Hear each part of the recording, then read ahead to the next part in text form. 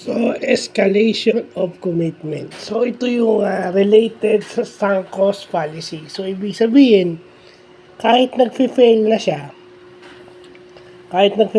pinagpapatuloy pa rin natin dahil hindi natin matanggap yung failure at tayo ay may firm belief dun sa isang project o endeavor na yun. So, yung yun yung pinaka sa project management, yung sunk cost fallacy is directly yun yung sunk cost fallacy pagdating sa project management. Doon siya na-apply yung escalation of commitment.